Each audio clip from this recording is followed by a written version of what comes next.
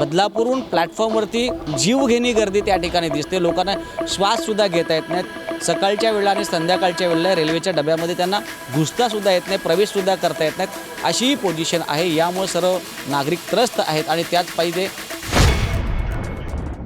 अखिलप्रिय अधिवेशनाचा चौथा दिवस आहे आणि आपल्यासोबत शिक्षक आमदार ज्ञानेश्वर म्हात्रे आहेत। काय सांगणार आपण? रेल्वे प्रवाशांच्या संदर्भात प्रश्न उपस्थित केलेला आहे, नेमका काय प्रश्न होता आणि कोणत्या मागण्या सरकारपुढे ठेवलेल्या आहेत? गेल्या 5 दिवसापासून बदलापूरमध्ये रेल्वे प्रवासी जे आहेत त्या सर्वांनी आमरण उपोषण सुरू केलं आहे।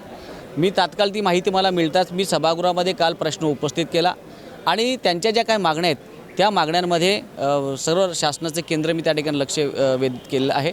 त्यामध्ये विशेष करून मागच्या 31 जानेवारी 2026ला एक महिला आमची त्या ठिकाणी प्लॅटफॉर्मवरच रेल्वेच्या दरवाजामध्ये घुसताना ती पडली आणि तिचा अपघाती मृत्यू झाला। त्याचबरोबर 12वीचा एक विद्यार्थी, पहिलाच पेपर होता, त्या पेपरला तो जात असताना त्याचाही अपघाती मृत्यू झाला आणि या अगोदरसुद्धा असे अनेक प्रकारचे अपघात झाले आहेत। बदलापूरहून प्लॅटफॉर्मवरती जीवघेणी गर्दी त्या ठिकाणी दिसते। लोकांना श्वाससुद्धा घेता येत नाहीत। सकाळच्या वेळेला आणि संध्याकाळच्या वेळेला रेल्वेच्या डब्यामध्ये त्यांना घुसतासुद्धा येत नाही, प्रवेशसुद्धा करता येत नाहीत, अशी ही पोझिशन आहे। यामुळे सर्व नागरिक त्रस्त आहेत आणि त्याच पाहिजे आंदोलन सुरू आहे। त्या आंदोलनातून काहीतरी चांगलं व्हावं याकरता मी स्वतः पुढाकार घेतला आहे आणि काल मी माननीय मुख्यमंत्री देवेंद्र फडणवीस साहेबांशी बोललो। आत्तासुद्धा उपमुख्यमंत्री एकनाथजी शिंदेसाहेब यांच्या लक्षात आणून दिलं आणि त्यांना सांगितलं की आपण DRM साहेबांशी बोला। त्यांनी तातडीने DRM साहेबांना फोन केला आहे। तसंच खासदार श्रीकांत साहेब यांच्याशी बोलणं झालं, ते सुद्धा DRM साहेबांशी बोलले आहेत आणि साधारणतः 2 ते 3च्या दरम्यान आम्हाला वेळ मिळेल त्यावेळेला जे उपोषणकर्ते आहेत त्यांना त्या ठिकाणी घेऊन जाणार आणि त्यांच्या ज्या प्रमुख मागण्या आहेत त्यामध्ये पहिली मागणी आहे की ज्यांचा अपघात झाला आहे त्यांना भरपाई मिळाली पाहिजे, अनुकंपावरची नोकरी मिळाली पाहिजे। चौथी लाईन जी आहे रेल्वेची बदलापूरपासून जी इकडे येते ती धीम्या गतीने तिचं काम सुरू आहे, ते फास्ट झालं पाहिजे। रेल्वेचे स्वयंचलित दरवाजे असले पाहिजेत। त्याचबरोबर दर 10 मिनिटाला रेल्वे जर एक जर त्या ठिकाणी उपलब्ध करून दिली तर लोकांना सगळ्यांना यायला व्यवस्थित सुखकर असा प्रवास होईल आणि त्याचबरोबर चिखलोलीचे स्टेशन आहे ते लवकरात लवकर झाल्या पाहिजेत। अशा प्रकारच्या काही मागण्या आहेत। त्या सर्व मागण्या घेऊन आता मी DRM साहेबांना भेटून बदलापूर आणि सर्व जे प्रवास करणारे नागरिक आहेत ज्यांचा जीवघेणी प्रवास सुरू आहे तो टाळण्यासाठी आम्ही सातत्याने प्रयत्न करणार आहोत।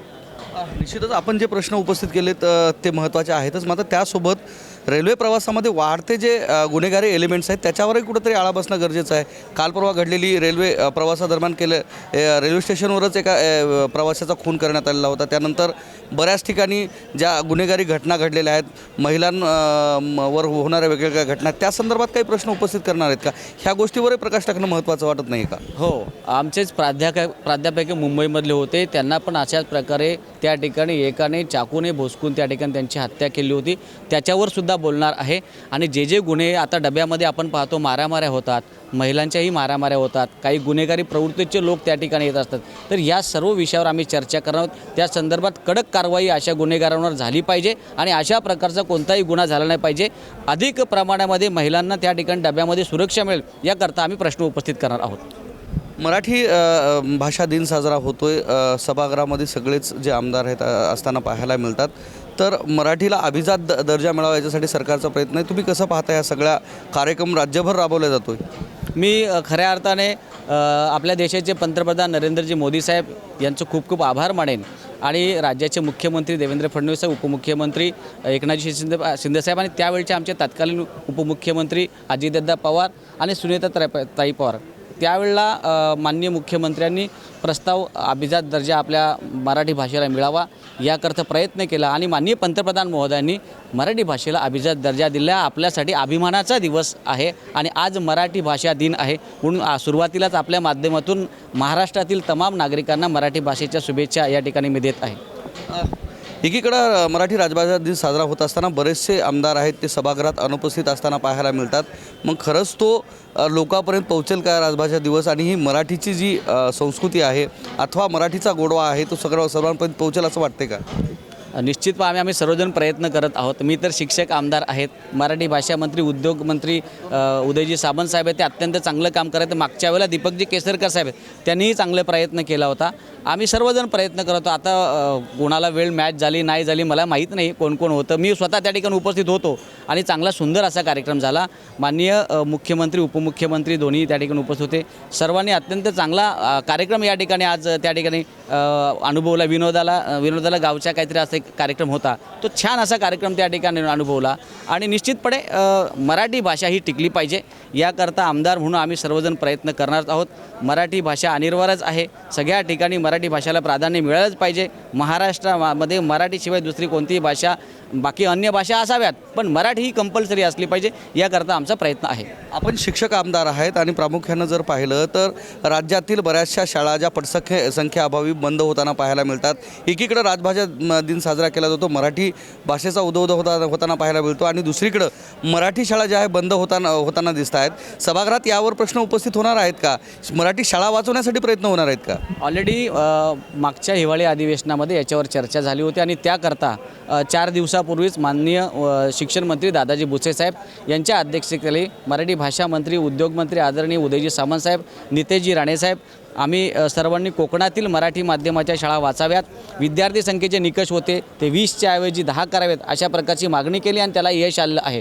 ज्या दुर्गम आणि डोंगराळ भागातल्या शाळा आहेत तिथे ऑलरेडी लोकांची वस्तीच कमी आहे, त्या ठिकाणची लोकसंख्या कमी होत चाललेली आहे. लोक शिकल्यानंतर शहरामध्ये वास्तव्यास जातात, त्यामुळे त्या गावागावातली संख्या जी कमी होत चाललेली आहे त्याकरता शाळांवर परिणाम होत चालला आहे.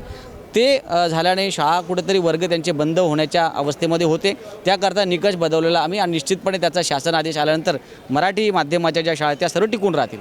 शाळा टिकाव्यात यासाठी सरकारनं प्रयत्न करणं गरजेचं आहे की नाही? कारण जवळपास महाराष्ट्रातल्या 3000 शाळा ह्या बंद करण्यात आल्या पटसंख्येअभावी. त्यासाठी प्रयत्न होणार आहेत का?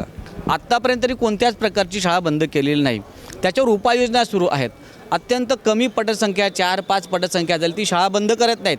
ते काय करणार आहेत की ती शाळा बाजूच्या शाळेला जोडली जाणार आहे, कनेक्टिंग केली जाणार आहे.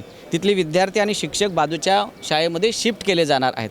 शाळा कोणतीही बंद होणार नाही अशा प्रकारचं माननीय शिक्षण मंत्री महोदयाने ऑलरेडी सांगितलं आहे. आणि त्याकरता मुलांना मोठ्या शाळेत एकदा प्रवाहामध्ये आणून चांगल्या याच्या मानसिकता विद्यार्थ्यांची जी असते की जास्त वर्गामध्ये जास्त मुलं असली तर शिकण्यामध्ये मजा असते.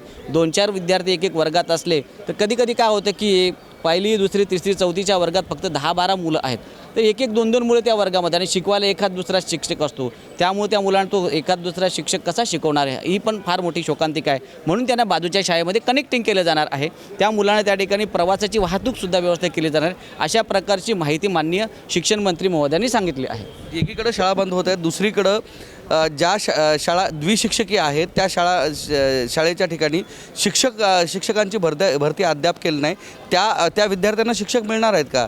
हो, पहिल्या टप्प्यामध्ये जवळजवळ 25,000 शिक्षकांची भरती झालेली आहे. दुसरा टप्पाही झाला, आता तिसरा टप्पा सुरू होणार आहे. माननीय तत्कालीन शिक्षण मंत्री दीपकजी केसरकर साहेब यांच्या काळामध्ये पहिली दुसरी भरती झाली होती. दादाजी भुसे साहेबांनी सुद्धा आत्ताच शिक्षकांची भरती करण्यासाठी पवित्र पोर्टल सुरू केलंच आहे आणि त्याच्या माध्यमातून लवकरच शाळांमध्ये शिक्षक मिळतील आणि लवकरच कोणतीही शाळा शिक्षकाविना राहणार नाही अशा प्रकारे त्यांनी त्या दिवशी आम्हाला त्यांच्या मीटिंगमध्ये सांगितलं आहे. D.Ed. B.Edच्या ज्या विद्यार्थ्यांचा प्रश्न आहे की त्यांची भरती व्हायला पाहिजे, गेल्या अनेक वर्षापासून त्यांची भरती प्रक्रिया झालेली नाही, अनेकांना रोजगार मिळाला नाही, त्यांना कुठंतरी समाधान मिळणार आहे नोकरी मिळून? पवित्र पोर्टलची परीक्षा आहे, शासनाने पवित्र पोर्टल सुरू केलं आणि पवित्र पोर्टलच्या माध्यमातून शिक्षकांची भरती केली जाते. डायरेक्टली कोणती भरती होत नाही. म्हणून फक्त अल्पसंख्याक शाळांना स्वतःचे शिक्षक भरता येतो, अन्य शाळांना मात्र शिक्षकाची भरती करता येत नाहीत. पवित्र पोर्टलच्या माध्यमातून शिक्षकांची भरती सुरू आहे आणि लवकरच राहिलेली पदं भरली जातील. अजितदादांच्या गेल्यानंतर त्याच दिवशी अल्पसंख्याक शाळांची मान्यता बऱ्याचशा शाळांना देण्यात आली. त्या गोष्टीकडे तुम्ही कसं पाहता? या संदर्भात माहिती आपल्याच माध्यमातून आमच्यापर्यंत पोहोचलेली आहे. त्याची विस्तृत माहिती आम्ही घेणार आहोत. ज्या काही जनरल स्कूल असतील किंवा जनरल संस्था असतील त्यांना अल्पसंख्याक करण्यामध्ये काय कायदे आणि निकष त्या ठिकाणी पाहिलेत, कोणते काटेकोर नियम पाहिलेत ते निश्चितपणे आम्ही माननीय शिक्षण मंत्र्याशी बोलणार आहोत, चर्चाही करणार आहोत. आणि जर का चुकीच्या पद्धतीमध्ये झाले असेल तर निश्चितपणे त्याच्यावर कारवाई केली जाणार आहे. एकीकडे राज्याचे उपमुख्यमंत्री यांचा अपघाती मृत्यू होतो आणि दुसरीकडे त्याच दिवशी अल्पसंख्याक दर्जा अशा कितीतरी शाळांना दिला जातो. या गोष्टीकडे तुम्ही कसं पाहता? राज्याचं सरकार गांभीर्याने हे गोष्टी घेईल का? अजितदादा पवार हे अत्यंत शिस्तप्रिय असे उपमुख्यमंत्री होते. अत्यंत चांगलं काम त्यांनी त्यांच्या संपूर्ण जीवन प्रवासामध्ये केलेलं होतं आणि खरोखरच आज ते या ठिकाणी नाहीत. आम्हाला त्यांची खंत या ठिकाणी वाटतेच, परंतु त्यांच्या जाण्यानंतर लगेचच हा प्रकार घडावा मला त्याचं वाईटच वाटतं आहे. असं व्हायला नको आहे, कारण त्यांचा त्या ठिकाणी विरोधच होता आणि जे कोणी यामध्ये हा प्रकार केलेला आहे त्याच्यावरती कडक कारवाई झाली पाहिजे. तर हे होते शिक्षक आमदार ज्ञानेश्वर म्हात्रे, ज्यांनी राज्यातील वेगवेगळे जे प्रश्न आहेत, शाळांचे प्रश्न आहेत, ज्यावर भाष्य केलं आहे. कॅमेरामन सुधाकरसह मी धनंजय सोळंके, टाइम्स नाव मराठी, विधान भवन, मुंबई.